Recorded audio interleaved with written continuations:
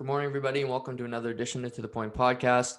Hope you guys are all doing well after a big weekend. We're on the home stretch to Easter, Good Friday on Friday, and a holiday around the corner. So, short week for most people, and a lot happening this week. The world of sports never stops. The calendar, doesn't slow down for holidays, and this weekend a lot of stuff happening into next week. The Masters is a week from Thursday. We have the NHL trade deadline is 2 weeks from today. March Madness in full swing, the Elite Eight beginning tonight. So a lot happening in the world of sports. I'm going to touch on a bunch today. The Leaf game Saturday night, which, finally we saw an entertaining game between Edmonton and Toronto. It only took 7. I'm gonna talk about Aaron Ekblad, just a devastating injury last night. I hate to see it. The guy was playing the best hockey of his career, the former number 1 overall pick. Just devastating, but touch on that. And then some teams jumping up the standings. The Nashville Predators all of a sudden are in the playoffs if it ended today. Are they going to be sellers at the deadline? Do they move Matthias Ekholm? Do they move Mikael Granlund? Do they move a Philip Forsberg? Likely not. And then there's the Columbus Blue Jackets of the world after losing 2 straight over the weekend to Detroit Red Wings. And it's getting ugly there, and they may be the sellers of that division after all.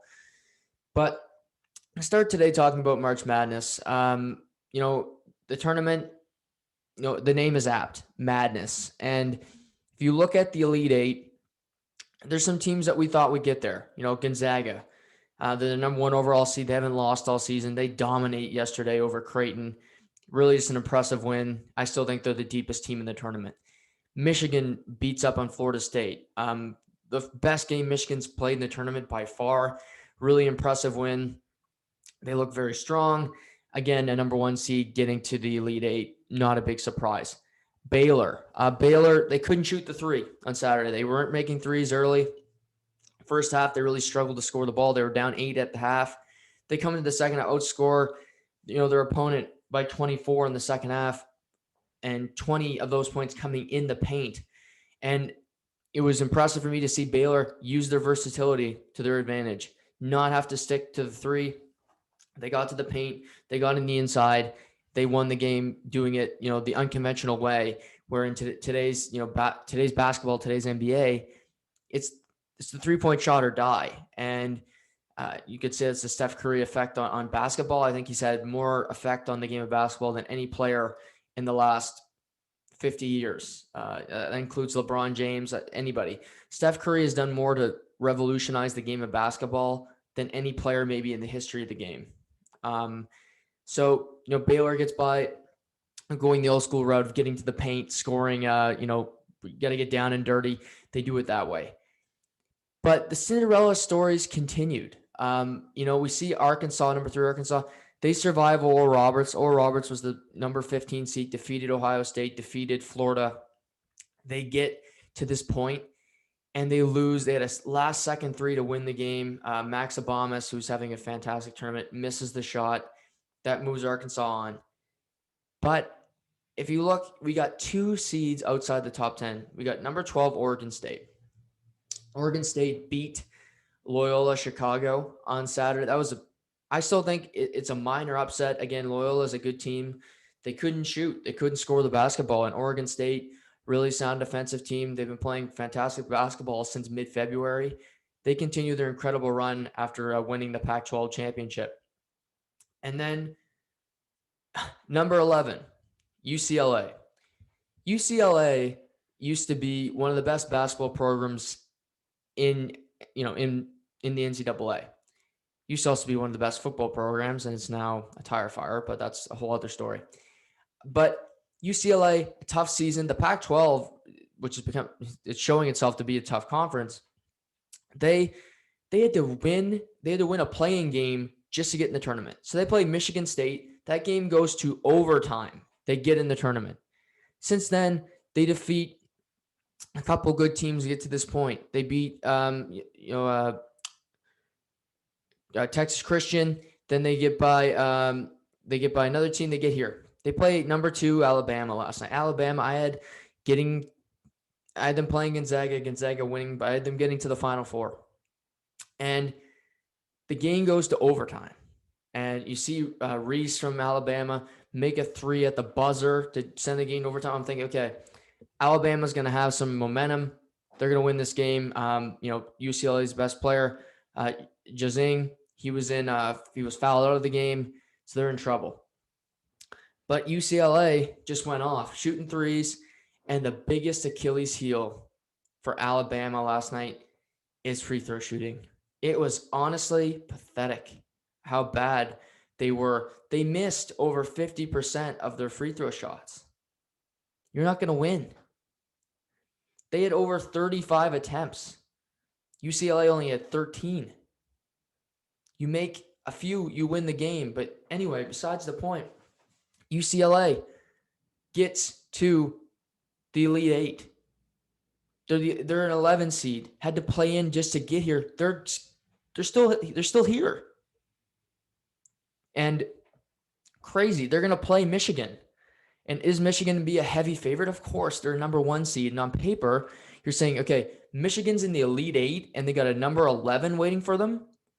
You throw a parade. I mean, if you're a Wolverines fan, this is great news. We got UCLA, but this tournament is wacky, and who knows where it's going to go. And then you got number 6 USC making it to the Elite Eight. They're going to play Gonzaga. But talking about these 3 teams, USC beat Oregon, who's also in the Pac-12. So you had 4 Pac-12 teams in the Sweet 16. 3 of them are going to the Elite Eight, and they all have a chance to go to the Final Four. It's incredible, what has transpired here. And I credit the the Pac-12 is a division that doesn't get a lot of fanfare because they play out west. You got UCLA, they play a lot of 11 o'clock, 11:30 games here, local. Same with USC. Again, Oregon State, they're in the same time zone. So you don't hear a lot about the Pac-12. When you hear the Pac-12, you think of Oregon, and you think of football. Marcus Mariota went to Oregon. He won the Heisman Trophy. So, that name might come to mind. Justin Herbert, the number 6 overall pick last year in the NFL draft, went to Oregon. So that comes to mind. But for these, quote unquote, smaller programs, smaller schools, to keep going in this tournament is it's incredible. And it's why this tournament is so fascinating. There's college football analysts, experts. Again, I'm not one. I do watch a lot of college basketball. I don't profess to be an expert, but experts could fill out a bracket and look just as dumb as me or you. And, to see these teams that on paper shouldn't win, it gives you a sense of anything is possible in sports, in life. And it's crazy.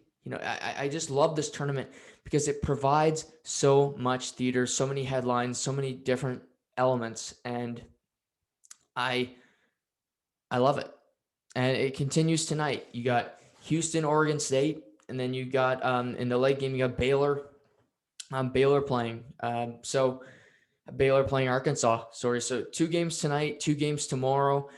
The Final Four will be Saturday, and then a week tonight is the national championship game. So in the course of a week and a half, we got Easter, we got these games, we got NHL in full swing, and we got the Masters starting, week Thursday. So if you're a sports fan, this is great. And we also have baseball throwing their first pitch on Thursday. So a lot of different stuff happening here. I love it. It's almost sad when it gets down to these games. Just like, oh, there's only 2 tonight. There'll be 2 Saturday, 1 Monday. It's over. But for these kids, you see it was tough last night. Alabama losing in overtime. The kids were crying on the bench, and they play their hearts out.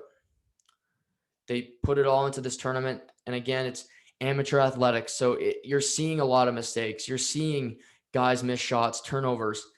But it's why it's more compelling than the NBA to me.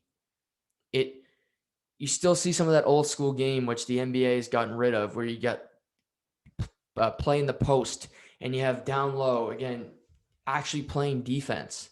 You don't see a lot of that in the NBA.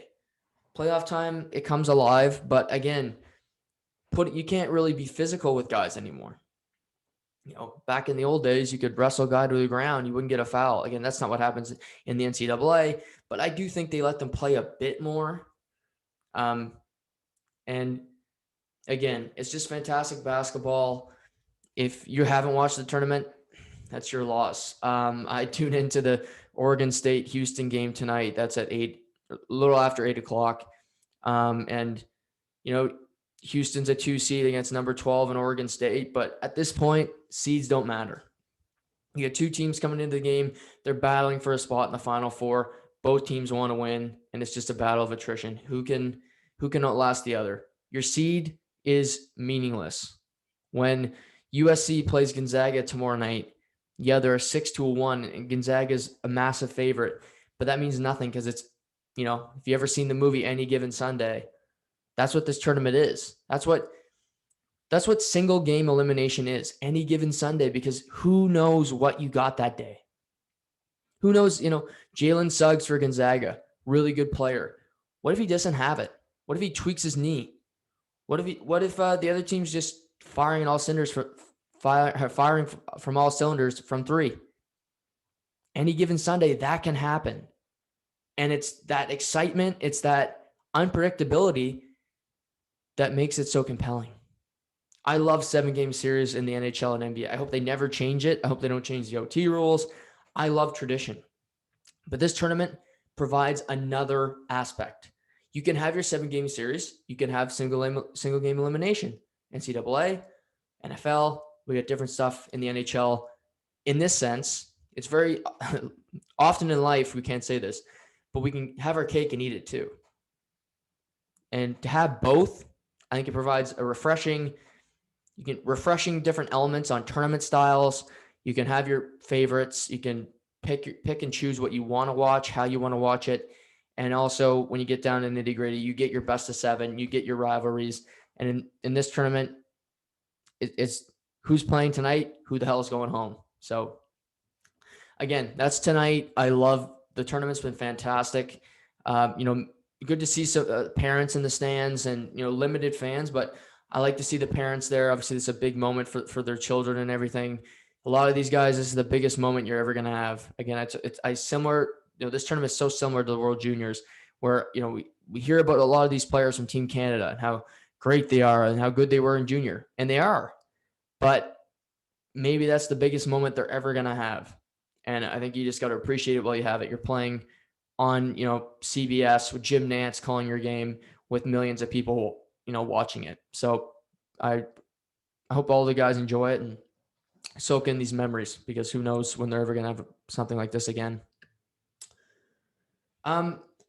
Pivoting to the NHL, Saturday night, wild game, Oilers Maple Leafs. I have a lot of different takeaways, and I've gotten feedback from people, just family and friends that listen to the pod, that I'm a little too negative on the Maple Leafs. I don't think I am, but I take everything, I'm still going to be me. I have to be, but I listen to people, and I think of people's feelings sometimes. And so I'm try to be positive, swinging a few negatives, but be positive here on this Monday. Oilers Maple Leafs, positive. Great game Saturday night. First period, pretty back and forth. Solid goaltending both sides. Pretty good hockey. So no complaints. Second period, Maple Leafs flat. But again, it's not negative because I'm going to say good things about the Oilers fans out there.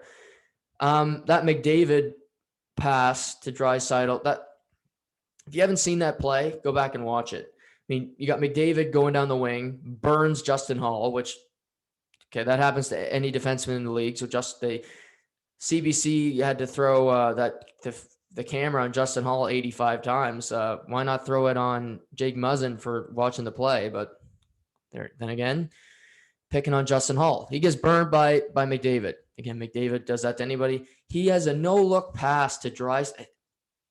The pass was fantastic. And then Draisaitl to get down low, to get that shot, and it to go in. No two players can do that on the planet. Marner and Matthews aren't doing that. Sorry, maybe that's negative. But they're not. They're not. Fantastic play. Tyson Barrie scores a beautiful goal at the end of the second period. I'm sure that one felt good for him after his disastrous year in Toronto, which is on him and also on, the franchise. But nevertheless, 3-1. Third period, we see a John Tavares sighting.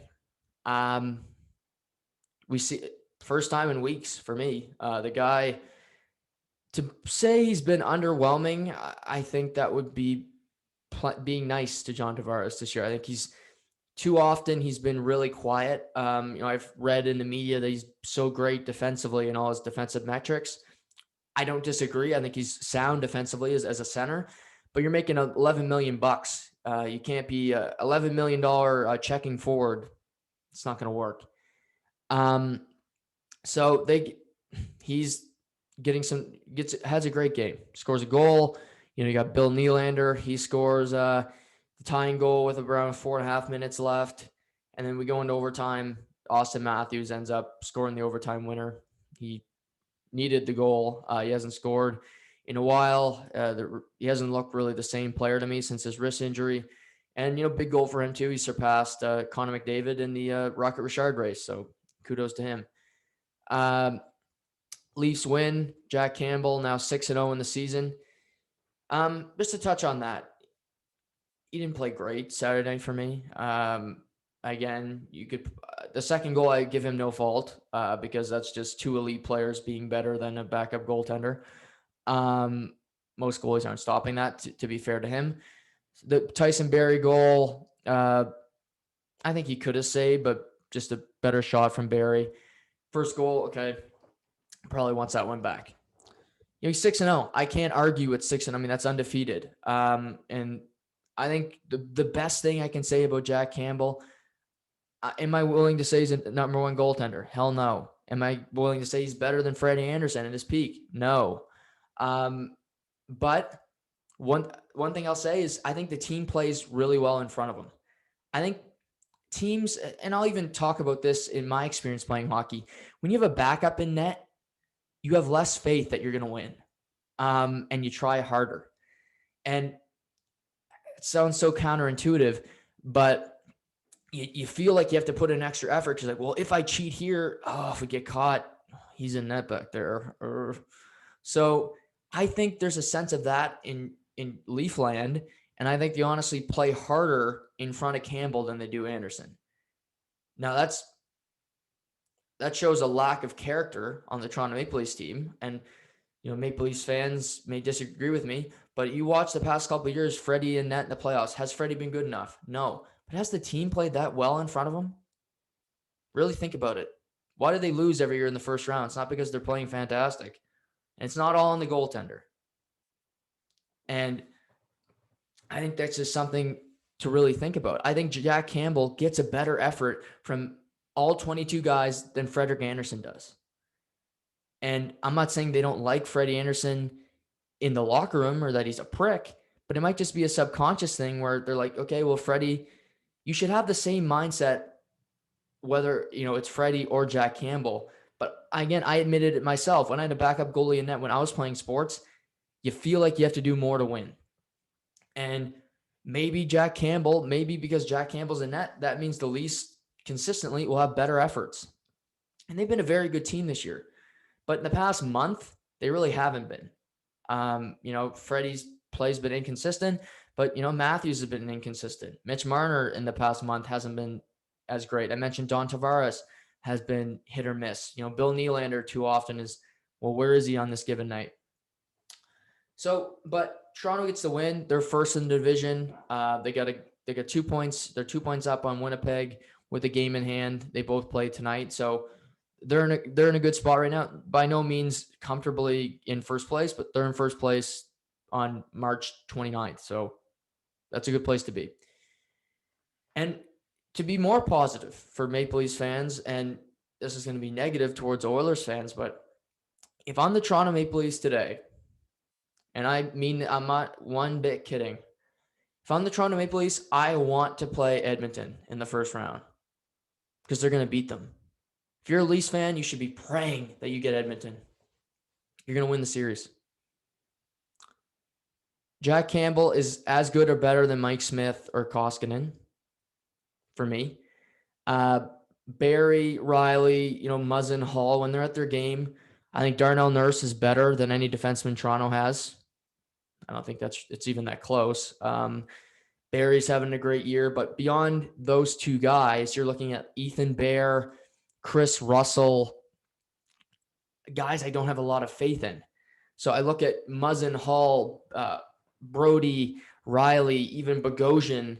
I like the top five of Toronto more than I do Edmonton. And then I like McDavid and Draisaitl a ton, two of the best players in the world.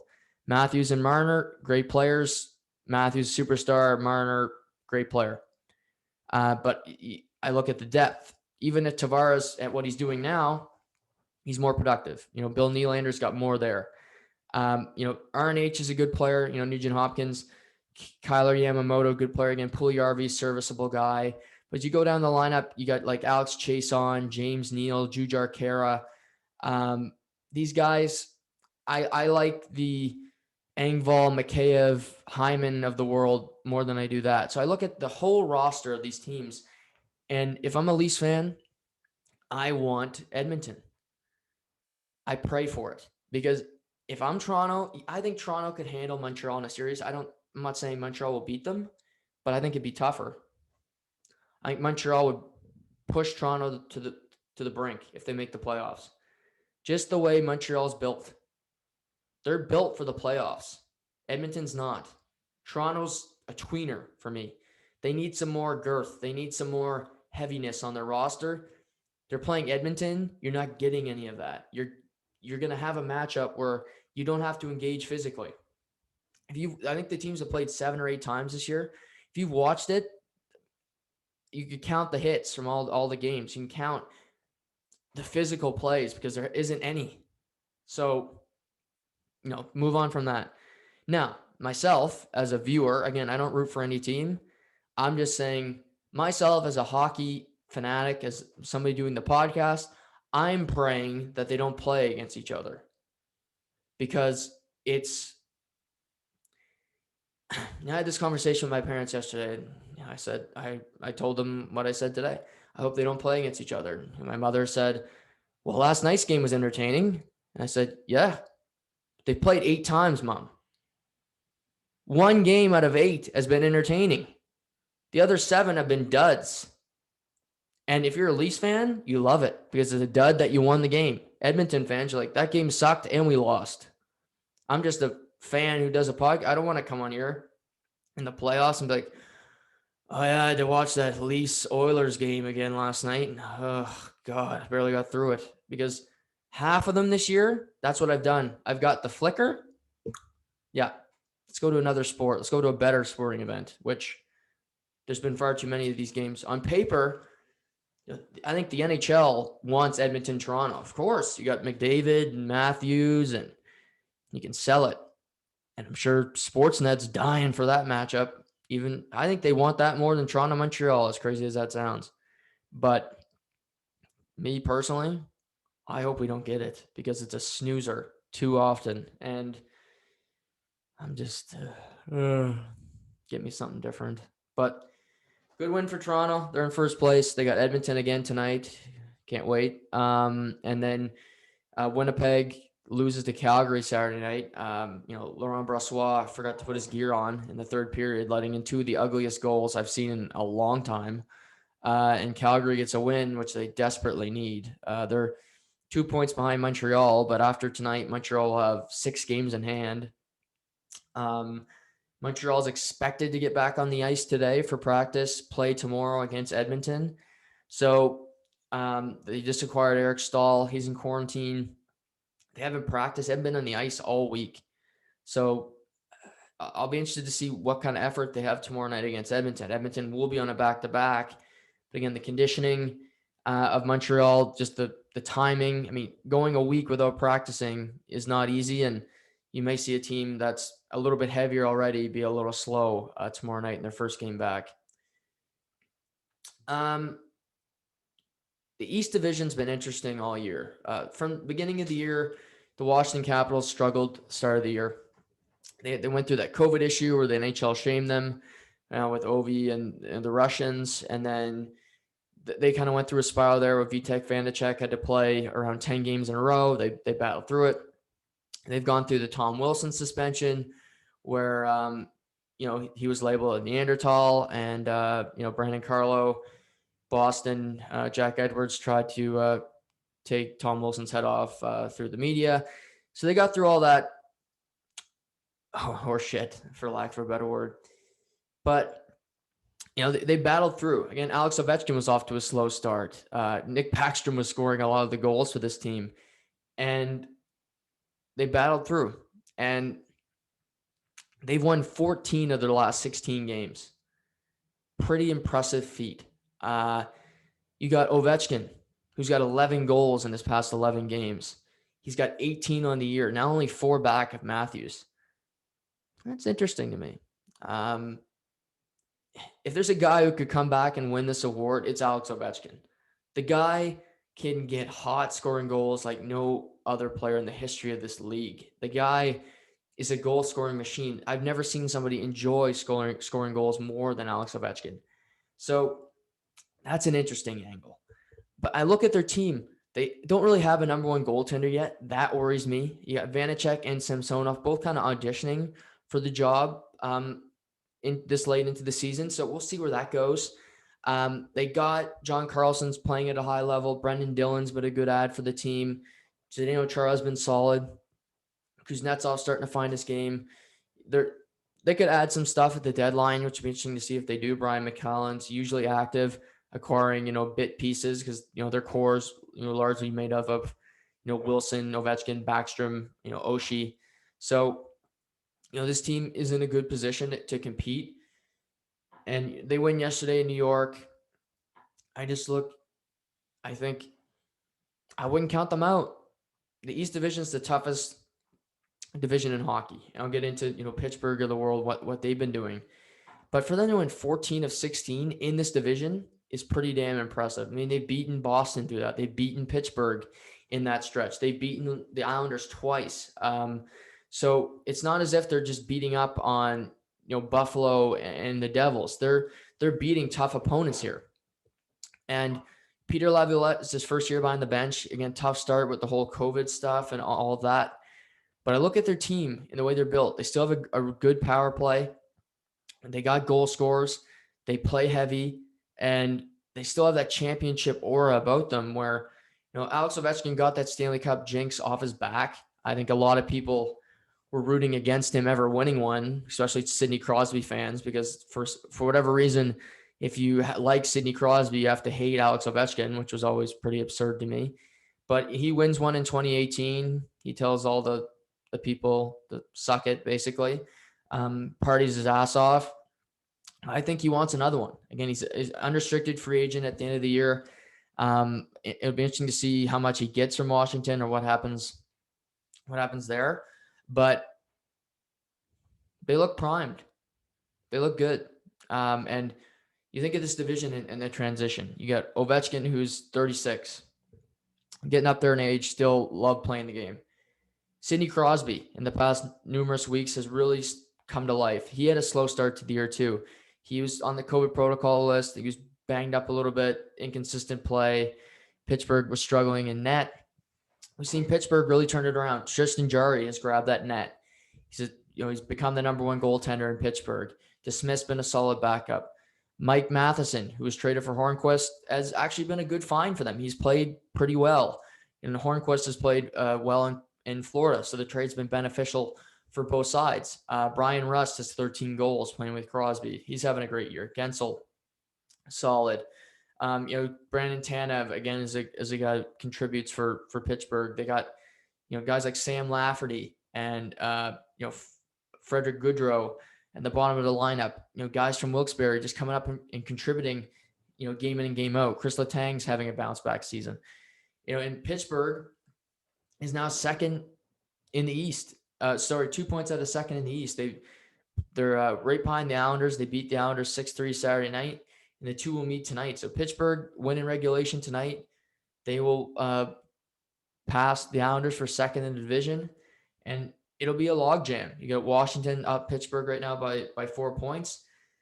But you got Brian Burke, Ron Hextall. They're in a good position. You got Boston, who's sitting in the playoff spot right now, but you got Philly kind of on their heels. Boston had a tough loss against New Jersey yesterday. So Pittsburgh's got to feel comfortable that they're going to make the playoffs. And, this gives Brian Burke, Hextall flexibility to add players at the deadline. I thought they might be battling for a playoff spot, but it looks like the Bruins are going to have to do that with the Flyers down the stretch. So we'll see. We'll see what happens, but I like the way Pittsburgh's going. I don't think they're better than Washington when it comes to the playoffs. We've seen the Islanders the past number of years. They beat Pittsburgh 2 years ago. So I wouldn't rule out the Islanders, but Pittsburgh's a team that has that championship pedigree too. They've been there, done that. They got Sidney Crosby, still one of the best players in the world. So you can't count out this team from being competitive, potentially going on a playoff run if they can get some momentum. Malkin's hurt right now, but if he can come back in time, they can add a player or two at the deadline. Who knows where this team can go? But just looking at this division, the Rangers have kind of made a push, but they're going to need a lot of help from the Bruins, and they need to win a lot of games down the stretch to make the playoffs. Philly, they win against the Rangers Saturday, finally, after a slew of embarrassing losses to them. But they've got, Boston's got games in hand on the Flyers. They play Buffalo tonight, and I was just thinking to myself yesterday, wouldn't it not be fitting if Carter Hart gets a start tonight for Philly and Buffalo ends their 17-game losing streak? I think it would be really cruel.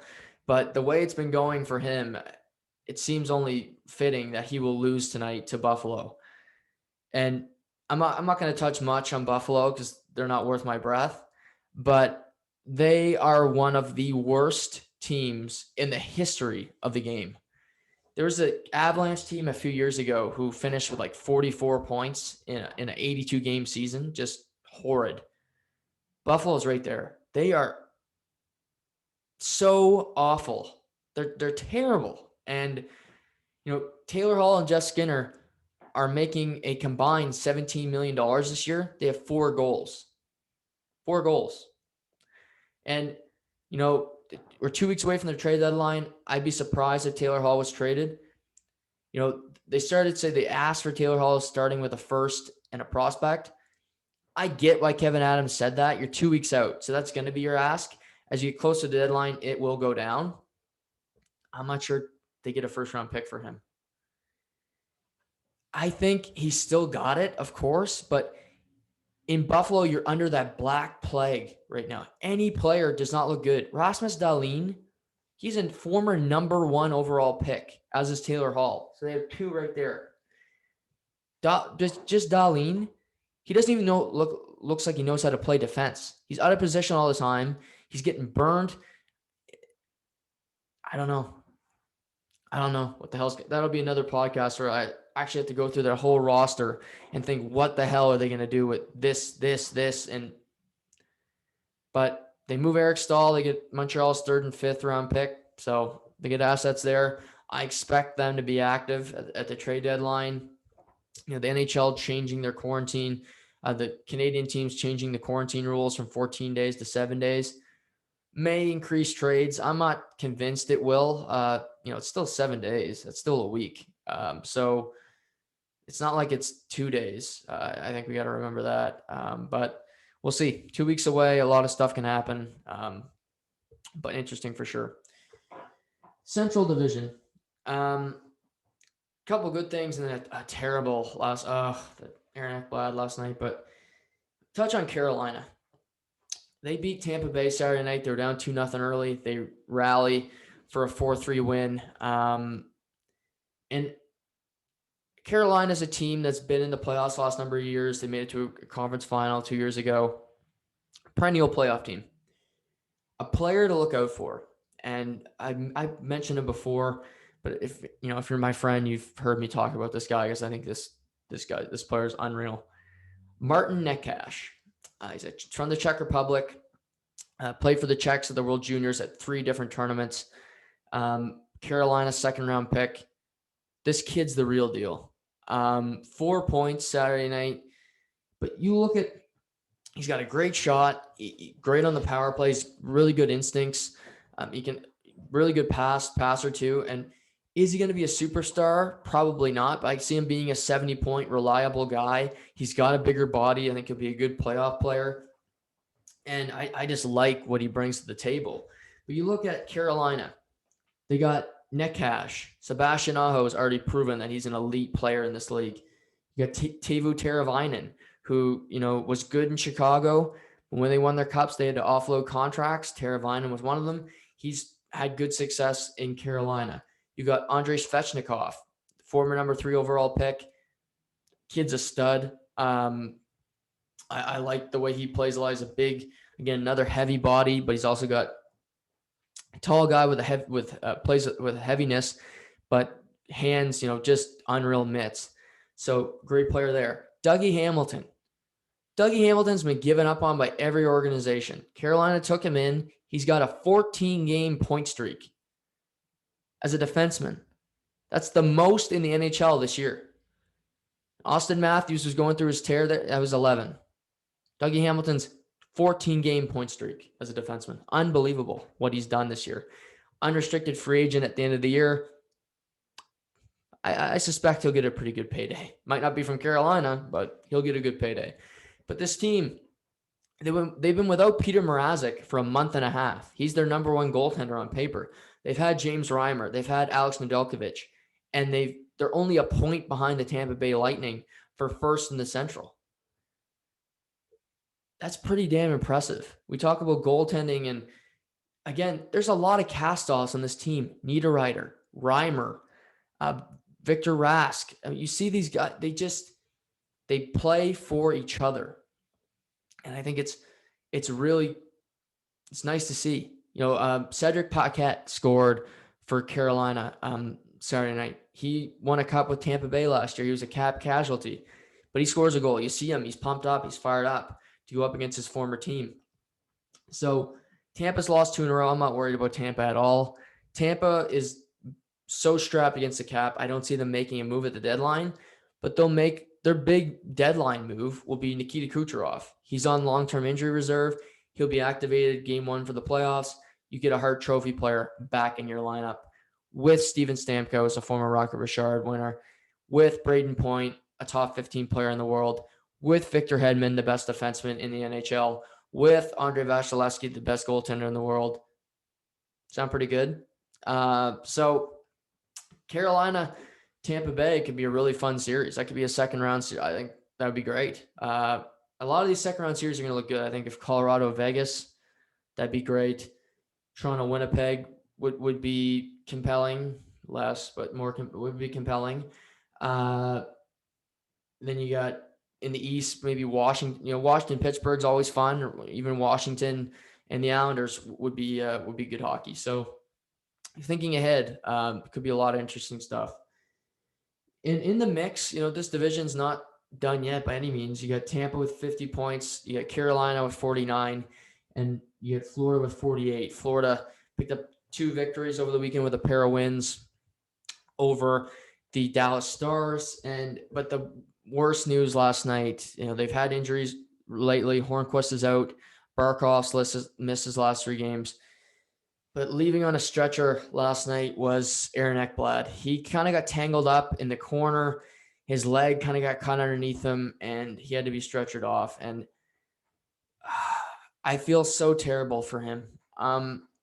He's had a tough career. He was drafted first overall, he had Rasmus Dahlin type hype coming in. He hasn't really lived up to it. Florida hasn't had great teams around him, to be fair, but he hasn't been a consistent enough player anyway. But this year he's having his best year by far. And so Joel Quenneville's got this team playing the way he wants them to play. They played fantastic. He gets an overtime winner Saturday night. Saturday night I was watching the end of that game in overtime. He gets a goal called off for offside, which of course I loved seeing that. But so he has a goal, no goal, right? he gets back out there next shift and overtime, gets the game winner anyway. So say, suck it to the refs, suck it to the offside review. I'll just do it twice. The guy's got 11 goals. His defensive metrics are off the charts. Joel Quenneville's talked about how much he's improved since he's been there. I honestly believe Ekblad is top 5 in Norris Trophy votes if the season ended today. He's having a great season, and Quenneville said he's going to miss extensive time, likely the rest of the regular season, and I wouldn't be surprised if it's all the playoffs. And that's such a huge loss for Florida. They do have Anton Strawman, who he's been a healthy scratch. So he's not but he's not an offensive guy. They had Riley Stillman playing last night, Mackenzie Weegar, Keith Yandel, who does have an offensive pop. But Ackblad was that number one defenseman that every team needs, and they lose that. If he goes on long-term injury, which is likely, they would be able to fill his cap. They'd be able to acquire a player making his salary, so it does give them options. But there's not a lot of names out there. Would they make a push for David Savard? Maybe, but that's in division. I don't know if Columbus would be that happy about doing that. Again, it's a rental. He is a UFA. I don't know. Florida probably would not have the money to re-sign him, but he's not exactly what Ekblad brings, but he would be a good addition to the team. But so that'll be interesting to see if Florida says, well, his cap numbers on long-term injury, we can replace that, but it's a cheap organization. They don't make a lot of money on years when the barn could be full. So I'm not going to hold my breath on the Panthers organization, diving into the trade market to fill his void. But I just hope he can come back this year. Again, having a fantastic year, good Canadian defenseman, and to see him leave on the stretcher was tough, and hopefully he can come back and continue his fine form. But good luck to Kieran Ekblad, and I wish you a speedy recovery. Then there's below Florida. It's a big drop, but Nashville Predators were left for dead. They were going to be sellers at the deadline, but all of a sudden they've won 5 in a row, including a back-to-back over Chicago over the weekend, where Pecorine, Jussi Saros been injured. Pecorine starts both games. He gets 2 wins. You're seeing Arvidsson come alive. Rocco Grimaldi's finding the back of net. Ryan Johansson actually scored a goal this weekend. And all of a sudden, Nashville is now into the 4th spot. They're in the final playoff spot right now. They're tied with the Chicago Blackhawks. But because they've won more games, they own the tiebreaker. Columbus, who was right in it, they lose twice over the weekend to Detroit. They're essentially out of it. It's getting ugly there. They may be the biggest sellers at the deadline now with the likes of Foligno, Savard, potentially Korpisalo or Merzlikins if a team wants some security in net for the playoffs. So they'll be a team to watch. But for Nashville, they were supposed to be sellers. You had Matthias Ekholm basically guaranteed to be traded. Mikael Granlund on a rental contract, likely to be moved. Toronto's been right in the mix. But are they going to sell guys? Again, they have David Poile, who's a veteran. He's been there. He's 35 years in the business. He's been there forever in Nashville. He's a veteran guy. This may be his last year as the GM. They may just move him into a president of hockey ops role. He's getting up there in age. The team's kind of going through a transition. But what do they do? Again, if you make the playoffs at the 4th spot, you're likely going to play Tampa Bay. And I'm just going to be nice. You're not winning that series. So you'll make the playoffs. It's good. Yeah. Okay, great. Maybe you get some fans in the building. I don't know how that's going to work down there, but that'd be a good little sentimental send off for Pecorine and, this team. But does it help you long-term when you could get a better pick, or, you could trade away assets and get more picks in the first round? The way Darren Dreger described it over the weekend, he'd be surprised if they traded Matthias Ekholm now. Ekholm's got another year on his deal, so he would be able to be traded next year. But that's a 1-year rental. The return would not be as lucrative as it would be right now. I think you get a really good haul from Matthias Ekholm because you get 2 years of his services. If your team, I think of Tampa Bay, they traded for Barclay Goodrow and Blake Coleman. They got a first-round pick plus for both players because they got 2 years of their service. They win a cup the first year. They get them again this year. They look like they're going to go on another cup run. Pretty good. They got some good players in the trade, no doubt. But Tampa Bay won a cup, potentially win a second by these two contributing to the cause. So pretty good deal for Tampa too. So Ekholm right now, if you had 2 kicks at the can at Ekholm, that sounds pretty enticing, I'm sure, to a lot of teams. But if Nashville's right in the thick of it, I don't see David Poile being the GM to say, well, I'm just going to offload these guys because we're a flash in the pan. We're going to be we're a bad team on paper, which I think they are. But we expected, at least I did, Columbus to make the playoffs rather comfortably. They've been a disaster. Torts with Laine hasn't worked. And, their goaltending hasn't been great. Seth Jones and Werenski have had down seasons for sure. They can't score goals. It's just been bad. And then you got Chicago, they admitted at the beginning of the year, we're rebuilding. And then you had Patrick Kane the first month and a half of the season looking like the Hart Trophy winner. He's cooled down a bit. The team's also, Kevin Lankinen's sprung a leak a bit, and we've seen the offense dry up a little bit with a bunch of rookies trying to contribute. And then Nashville's just found their game lately. They've won 5 in a row. So who knows who's going to get this 4th spot? Again, it looks like Columbus is just out of it. And then you lose 2 to Detroit over the weekend. That's tough to tell Jarmo Kekalainen, yeah, we're going to rebound here in the last 20 games of the year. I wouldn't be betting money on that. So Central's interesting. We're seeing teams jump up the standings all over the place. And the big thing will be, what does Nashville do? Do they trade away players even though they're in a playoff spot? Again, we're 2 weeks away, so things can change night in, night out. But do we trade away players knowing that we're in a playoff spot, or do we trade them anyway and miss the playoffs because we want a better future?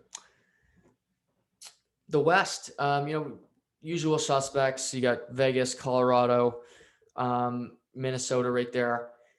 But the interesting one is St. Louis. They've been having a terrible season. Really, Binnington got a 6 years, $6 million a year extension. He hasn't been great. You got Mike Hoffman they signed. He was a healthy scratch last night against Anaheim.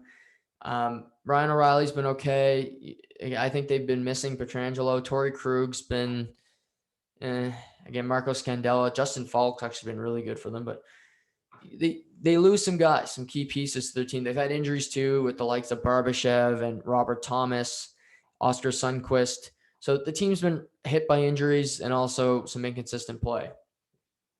But over the weekend, they lose twice to the Anaheim Ducks. Anaheim Ducks have the 2nd worst point percentage in the NHL behind the Buffalo Sabres. And Anaheim's a young team. They're playing their young kids and Jamie Drysdale, Sam Steele, Troy Terry, Trevor Zegras.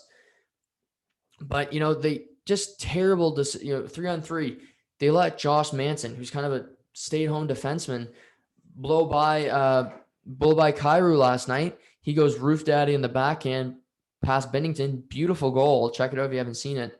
But Anaheim defeats St. Louis with their 3rd goalie in net. Anthony Stolarz gets the start for Anaheim because, John Gibson's hurt and Ryan Miller started on Friday. I mean, just craziness. But Mike Hoffman, healthy scratch. The Blues are not only a point up on the Arizona Coyotes for the finals playoff spot. Minnesota's comfortably in right now. Arizona's been winning a lot of hockey. They've been playing Anaheim and San Jose lately, but St. Louis just played Anaheim twice and they lost both times. So Arizona's been finding it. St. Louis is struggling, and they need to find their game quick or they're going to be out of the playoffs. It's ugly right now in St. Louis. The goaltending's not good. Craig Berube needs to shake some things up. I think he tried to do that with the Mike Hoffman healthy scratch. They need to score more consistently. They need to find their game, point blank, or they're going to be looking at the end of the year saying, we're 2 years removed from a cup and we missed the playoffs when we have a lot of the same pieces in place, and it went that ugly for us. So still a lot of time, still the trade deadline that's looming. But for St. Louis, it's been ugly for about a month now, and they need to find their game quick, or it's going to continue to get worse and worse for them as the season drags on. Friday, we saw a real interesting day in the NFL. Nothing new on the Deshaun Watson front. I'll update you as it goes when it comes to his lawsuits and everything, but try not to talk about that too much. It's pretty negative, and if it is true, again, he's going to have to face the wrath of that, and hopefully, the women get their justice. But it was interesting Friday because it had draft ramifications. So Friday, the day started, the Miami Dolphins own the third pick in the 2021 NFL draft. And that formerly belonged to Houston. Houston traded it to Miami for left tackle Laremy Tunsil. And I'll talk about what they got ultimately in that Laremy Tunsil trade after this. But Miami decided to trade the third overall pick. They traded it to the San Francisco 49ers for the 12th overall pick, a 2022 first, a 2023 first, and a conditional third-round pick in this year's draft. So San Francisco, they move up to the third overall pick. And if you're moving up that high in the draft in the NFL, you're drafting a quarterback. So presumably right now, looking at the mock drafts, Jacksonville will take Trevor Lawrence out of Clemson, number 1. I'd be shocked if they didn't. He's the prodigy. Number 2, the Jets. They still have Sam Darnold under contract. It was reported the 49ers actually tried to trade with the Jets. The Jets weren't interested. So that tells me that the Jets are going to take a quarterback at number 2, likely flip Sam Darnold before the draft. I think they'll take Zach Wilson out of BYU. They seem to really like him. He's got a lot of publicity lately. He had his pro day on Friday.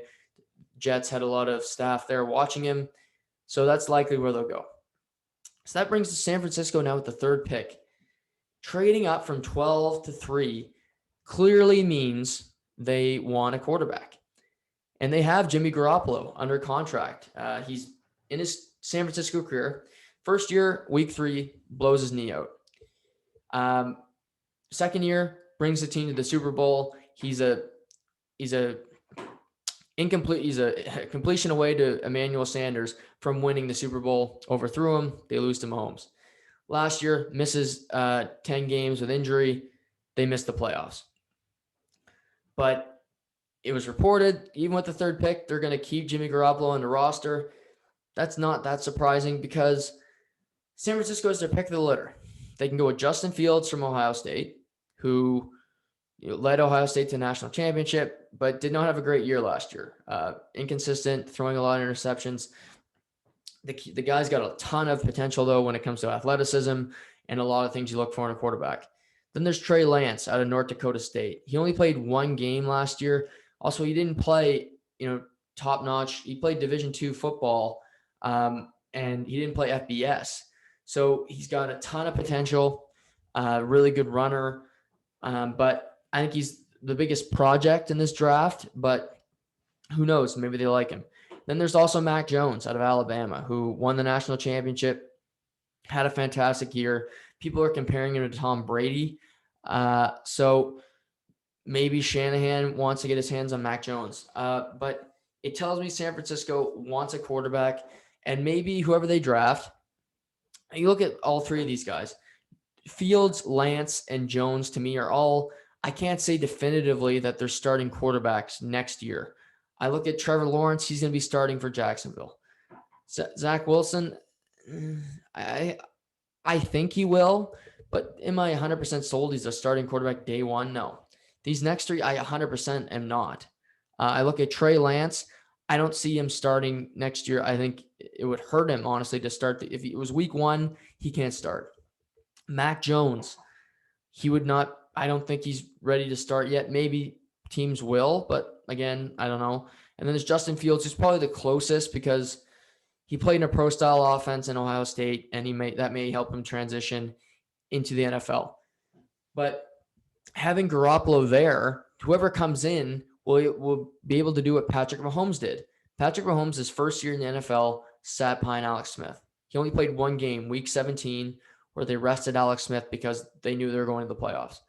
After that first year with Alex Smith, they traded Alex Smith. Mahomes became the starting quarterback.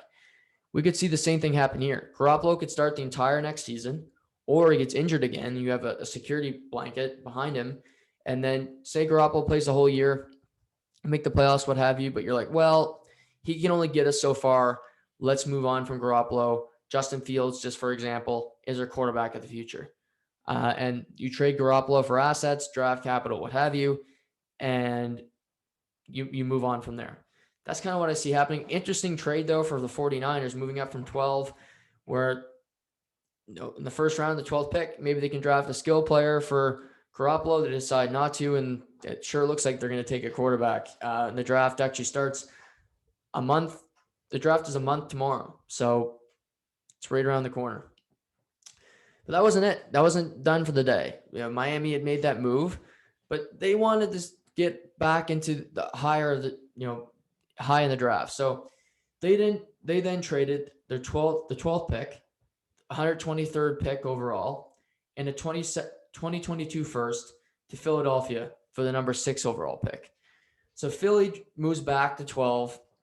Miami drops from 3 to 12 temporarily, then moves back to 6. Again, that's probably hard to follow, but Miami 3 to 12, back to 6. And the way the mock drafts are working, it looks like Jacksonville going to take a quarterback. Jets going to take your quarterback. San Francisco going to take a quarterback. Atlanta likely going to take a quarterback. So that leaves Cincinnati at 5, where they have Joe Burrow. They're not going to take a quarterback. Are they going to draft Penei Sewell? Looks like one of the most surefire players in this draft. Really good tackle out of Oregon. Believe me, Cincinnati could use a tackle. Maybe they'll go with a skill player. You have Jamar Chase. You have Devontae Smith, Kyle Pitts. But Miami moving to 6, it tells me a couple things. They moved away from 3 out of the quarterback market, so they're committed to Tua Tagovailoa. And they moved back up to 6 because they want to draft a player that's going to help him. And I think they'll have their pick of the litter. Because if I'm Cincinnati, I'm taking Penei Sewell. Again, Kyle Pitts looks really interesting.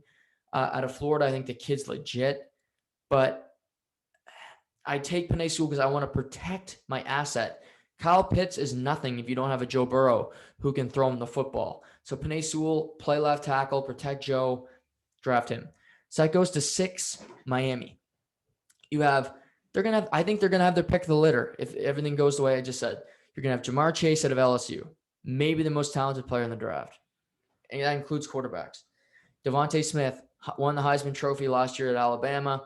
Just a stud, electric. I love him.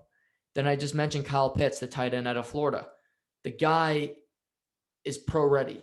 I think he's going to have a huge rookie season. The Dolphins do have Mike Gesicki on the roster, who is a really good tight end, but maybe they go with a 2 tight end set. Maybe they draft Jamar Chase to put him alongside Devontae Parker. And then you have some really good receivers for Miami for Tua to throw the ball to. But Miami had a great day in my mind. They traded Laramie Tunsil to Houston, and they got 2 first-round picks. They then traded Houston's number 3 pick for a 2022 and 2023 first-round pick. So looking through the first trade to the end of that pick brought Miami 4 first-round picks, just trading Laramie Tunsil. Crazy. 4 first-round picks for a left tackle. Chris Grier knows what he's doing in Miami. Again, they got Tua. They got to hope that he pans out. But what he's done with the roster, what he's done with the draft, you still got to draft players. You got to develop them. But good on Chris Grier. And he's one of the few African-American general managers in the NFL. Because a lot of them don't get an opportunity. But Miami's an organization that's done that. They've hired an African-American general manager. They've hired an African-American head coach.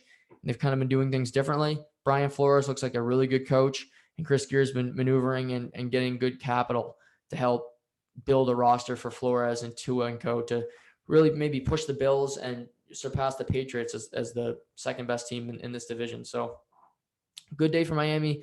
Interesting, San Francisco. The NFL draft is more compelling to me than any other draft. It's must-see TV, and I'll be interested to see that night where this all goes. If the quarterbacks go that high, I still think that we could see more trades before the draft. Do the Jets want to draft Zach Wilson or Sam Darnold, their guy? Do we see another team move up? So interesting stuff as we get close to the draft. And then before we close out the podcast today, I just want to talk about the Miami Open. It's a tennis tournament. It's one of the bigger events of the year. They're missing some big names like Rafael Nadal, Novak Djokovic, Serena Williams are not there, but it's still one of the bigger events of the year. It's about a week and a half. And a lot of Canadians in action. Felix Auger-Aliassime lost to Big John Isner yesterday. We saw Sophia Kenin of the United States, the former Australian Open champion, lose in the third round. But it was a big day for Bianca Andreescu as she played in a 2-hour and 45-minute match against Amanda Anisova. And to her credit, she won. It was her longest match in a very long time. She hasn't played a lot of tennis. Did 2 tie breaks, then won 6-4 in the third. I give her credit for just getting through it. She went a whole year without playing competitive tennis. She's trying to get back into shape, trying to get back into playing at an elite level. This is a good step forward. She didn't play her best tennis yesterday, but just to get through the match healthy as of right now, that's the main thing. She's scheduled to play tonight against former French Open champion Gabby Muguruza, but I hope she can play. That's the big thing for me. I'm actually worried about a withdrawal because that's Bianca's MO. She plays a few matches and you see, oh, well, she's withdrew the tournament. She's got knee tightness or she's got a back, whatever. Play these matches. Again, you may lose tonight to Muguruza. She's a really good player. She's a former major champion like herself. Play the matches and get back into shape. You're going to have to take some losses to get back up the mountain, but don't withdraw because of a knee problem or something else. Again, if injuries continue to happen for Bianca, you got to look at the bigger picture and say, what's happening? What's wrong? Because she's got all the talent in the world, the power, the way she plays. Again, Serena Williams didn't just say glowing things about Bianca just to be nice. It's because I think she reminds her of herself. She got a lot of those talents that Serena has when it comes to a serve, when it comes to her return of serve. It can be dominant, but she needs to play tennis more consistently, and she has the opportunity to do that this weekend. So I really hope we see her on court tonight against Gabine, and that'll tell me a lot about how she's feeling physically and just her mindset going into a big tournament where it's an opportunity for her to play and maybe potentially make a run at the title. And then on the other side, you've got Denis Shapovalov and Milos Raonic. They're both in action today. Again, you got likes like Medvedev, Rublev as top seeds, Tsitsipas. So no Djokovic or Nadal. We still see some really good players. The men's draws really opened up with Rublev, a Russian up-and-comer. He's won 4 tournaments in the last calendar year. Medvedev has jumped to number 2 in the rankings in the world. So he's playing great tennis. So just a good tournament to watch. It's on basically all afternoon this week and at nighttime. So enjoy that throughout the week too. I'll be back later today, actually. I'm going to be talking about Major League Baseball. I'm going to do a season preview. Did a lot of research for this podcast. It's going to be extensive. I'm going to go through every team, where they sit, how I see their season going, kind of where they are. Going through it, researching, it tells you a lot about these teams and some of them, how bad they are and how far away they are from winning. But it should be fun. Some teams have already announced some of the players that are going to make the opening day roster, so I'll dive into that. Alejandro Kirk for the Jays, go through all the rosters, every division. The season starts on Thursday, so that'll be fun today to go through Major League Baseball and where everything stands there. And then that'll happen. We're gonna recap Black Klansman tomorrow night. Seamus and myself. Good movie. It's on Netflix. If you can get to it, watch it before tomorrow night. It's a Spike Lee film. It's got John David Washington, Denzel's son, in it. It's got Adam Driver, Ryan Eggold. Really, really good films. It's eye-opening and also very humorous at the same time. So it's a good film. We'll break it all down tomorrow night. Later in the week, I'm going to be doing a Masters preview. That starts a week Thursday. Get into Augusta National. We'll be talking about Jim Nance. signing an extension with CBS. We'll be hearing Hello Friends for many years to come. And then also, if you missed on the weekend, some great UFC action where Francis Ngannou became the new heavyweight champion. So I'll dive into that this week too, and maybe the ramifications of his win and where I see the UFC going. But like I said, I'll be back this afternoon. So everybody stay live, stay ready. Lots of content coming your way. So have a great week, everybody, and we'll talk soon.